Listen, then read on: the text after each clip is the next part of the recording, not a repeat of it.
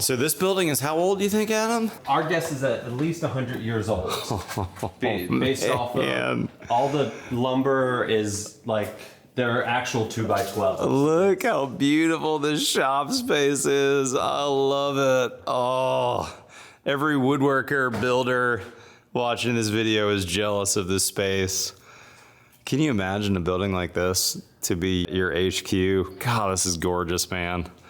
I love seeing the shop. To be in the space. This is really cool. You got a ton of tools.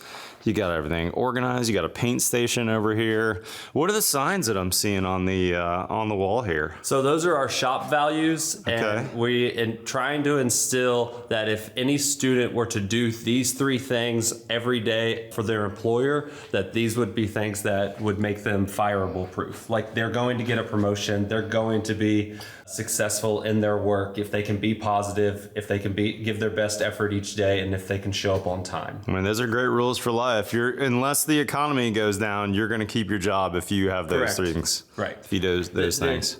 For everything you can control, this would keep you your job. That's fabulous. I mean, for a trades program to teach kids that's every builder in America wants that. Right. That's for sure.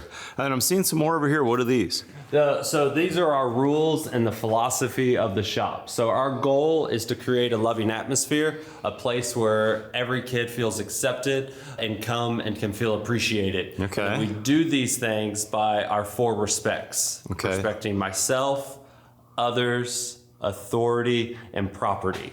All right. So give me an example of like how you would talk about that with a high school age student when it comes to respecting authority or respecting property or others, that sort of thing. So I mean, in the shop, it's easy. If you decide to like take the miter saw and start cutting a piece of steel just because you're angry that you didn't get to go have a snack when you want it to, that would be not respecting property. Yeah. Or if we're telling you to stop horseplaying, then that's not authority. Or if you start picking on someone, like actually that's not respecting yourself or others, because there's self-esteem issues usually in people that, decide to bully somebody else. Yeah, that's right. So we have found that all rules fit in those 4 categories. I love it. Makes it simple, makes it easy, and we made them really big to where we just have to point at them when a student is like misbehaving. You just point. I love it, man. And these are universal life rules, right? Adam and I are longtime believers in Jesus. But these Judeo-Christian values are things that can make you successful, whether you believe in Jesus like we do or not, right? If you show up on time and you give your best efforts and you're positive,